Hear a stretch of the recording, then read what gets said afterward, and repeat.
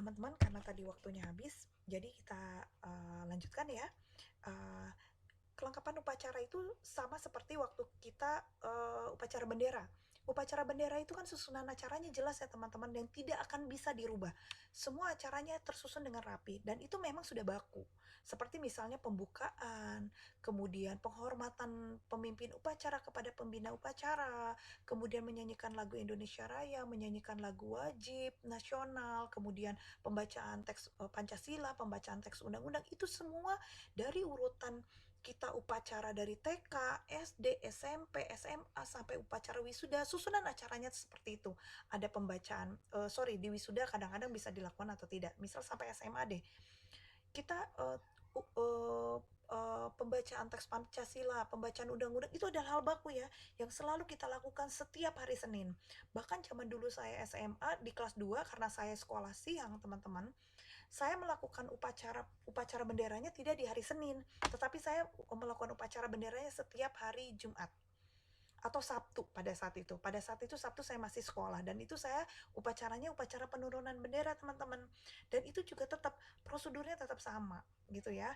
Jadi semua upacara yang berlaku secara upacara itu susunan upacara seperti pembukaan, pembacaan surat keputusan misalnya, pembacaan undang-undang, pembacaan Pancasila, kemudian janji siswa misalnya, itu adalah bagian baku yang tidak boleh dihilangkan salah satunya. Jadi udah urutannya sudah pasti dan dilindungi oleh undang-undang ya, dan sesuai dengan peraturan undang-undang yang berlaku gitu ya.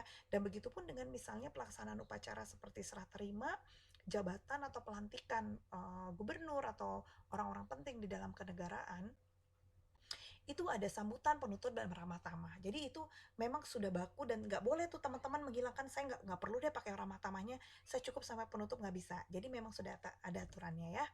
Nah, sekarang hal-hal yang perlu diketahui dalam keprotokoleran ya teman-teman. Yang pertama yang harus teman-teman ketahui sebagai seorang tim protokol nanti, tim protokoler, itu yang pertama adalah tata busana. Bagaimana busana yang kita gunakan, baik itu teman-teman sebagai seorang panitia atau tim dari protokol, kemudian juga peserta, kemudian undangan, kemudian orang-orang yang penting yang memang dia acara tersebut, itu tata busana biasanya ada dress code. Misalnya contoh kalau upacara kita semua hari Senin contohnya pakai baju putih-putih ya, itu sudah baku tuh. Kemudian wajib pakai dasi, kemudian topi. To, uh, Pakaian baju putih-putih ini kalau untuk di sekolah itu adalah suatu hal yang baku. Itu sama dengan teman-teman misalnya melakukan kegiatan kehumasan di dalam satu perusahaan teman-teman. Bajunya dress code-nya apa misalnya? Itu adalah upacara resmi memang seperti itu. Tata busana harus diperhatikan sedetail mungkin. Apakah misalnya teman-teman bagian dari kepemerintahan menggunakan pakaian sipil lengkap gitu ya. Misal setiap hari Senin. Begitupun dengan orang-orang TNI, Mabes AU, misalnya Mabes AD atau Mabes AL. Itu mereka melakukan upacara menggunakan pakaian sipil. Jadi tata busana itu sangat perlu diperhatikan dalam melakukan upacara resmi. Kemudian juga protokol dalam acara ini hendaknya mengatur nih akomodasi. Ini adalah bagi teman-teman yang melakukan satu kegiatan kehumasan, kegiatan kenegaraan, kegiatan resmi, dan pesertanya misalnya ada yang jauh, kemudian memang ada yang memang dari cabang kantor teman-teman yang dari luar kota, misalnya perusahaan teman-teman memiliki beberapa cabang di seluruh Indonesia. Kemudian teman-teman juga yang mengatur akomodasi yang mereka bersangkutan, mereka naik pesawat apa. Biasanya kalau secara resmi di dalam perusahaan itu mereka teman-teman yang akan mengatur akomodasi pesawatnya, pulang perginya, kemudian mereka tidur di mana, kemudian nanti mereka bajunya apa, itu teman-teman yang menyediakan gitu ya. Itu yang harus diperhatikan sebagai teman-teman sebagai pelaku protokol itu ya. Sampai di sini jika ada teman-teman yang kurang paham, teman-teman bisa kita bahas di WhatsApp grup ya. Saya lanjutkan lagi untuk mempersingkat waktu, contoh kegiatan nama kegiatan nih. Di contoh-contoh nama kegiatan ini, saya memberikan contoh ada berbagai macam kegiatan-kegiatan yang dilakukan secara resmi di Indonesia pada umumnya. Yang pertama adalah kegiatan wisuda. Saya memberikan contoh yang simpel yang teman-teman akan mengalaminya nanti nih. Teman-teman di tahun depan sudah selesai kuliahnya, kemudian teman-teman akan melakukan wisuda setelah teman-teman melakukan kewajiban untuk membuat skripsi dan sidang skripsi ya. Kemudian kampus berkewajiban untuk melakukan kegiatan wisuda atau acara wisuda. Nah, di acara wisuda ini, memang sudah lazim dan memang sudah wajib dilakukan dan hanya bagi universitas-universitas yang memiliki izin. Seperti misalnya, eee, yang, yang dalam arti kata memiliki izin dari, Depdikbud ya, bahwa universitas teman-teman atau di mana teman-teman, melakukan kuliah di institut, itu memiliki izin dan itu wajib melakukan kegiatan wisuda. Nah, hal-hal yang perlu diperhatikan teman-teman sebagai seorang protokol atau pelaku pelaku protokol, yang pertama adalah tata ruang. Kita nggak bisa lepas dari tata ruang, teman-teman.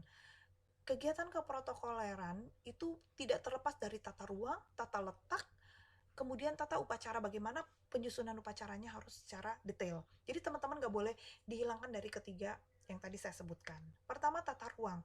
Tata ruang kalau untuk wisuda itu dibagi menjadi tiga, teman-teman. Yang pertama adalah pemimpin dari kampus, yaitu kelompok pimpinan universitas.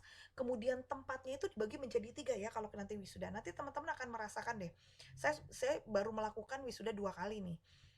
Pada saat saya wisuda S1 dan S2 itu intinya sama, bahwa nanti di ruangan wisuda nanti terbagi menjadi tiga. Yang pertama adalah pimpinan universitas, duduknya ada di sebelah mana, nanti teman-teman yang akan mengatur. Kemudian kelompok wisudawan itu sendiri nanti ditempatkan misal berapa orang, disesuaikan dengan berapa jumlah mahasiswa yang lulus, dan kemudian keluarga atau kelompok orang tua yang wisudawan.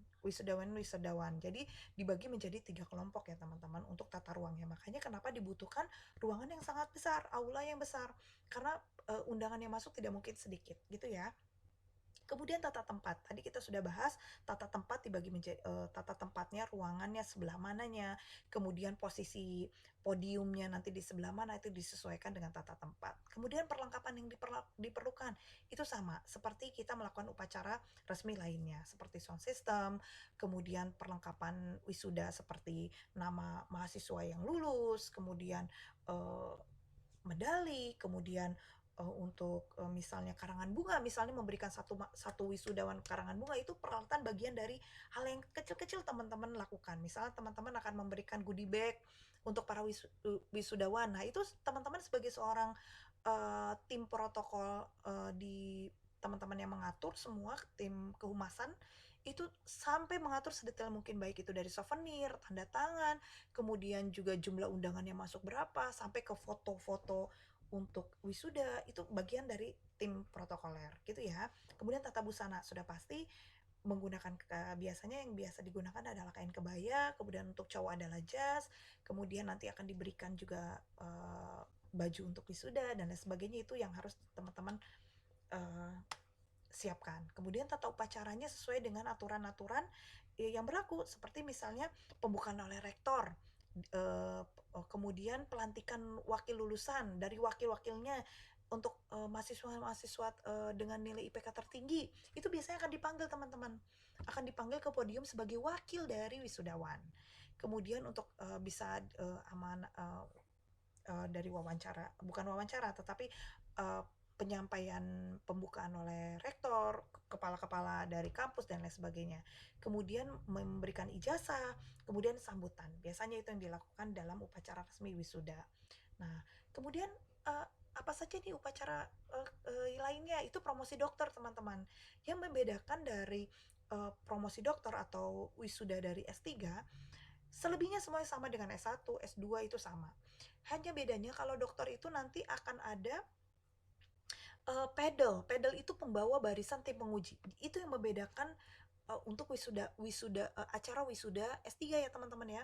Jadi nanti ada pembawa pedal, itu adalah orang yang dipilih, kemudian di belakangnya adalah tim penguji atau dokter atau profesor yang menguji mahasiswa-mahasiswa dari S3 tersebut gitu ya. Dan itu hikmat banget, teman-teman. Itu sama seperti kita melakukan upacara kenegaraan, upacara 17 Agustus, itu hikmat banget.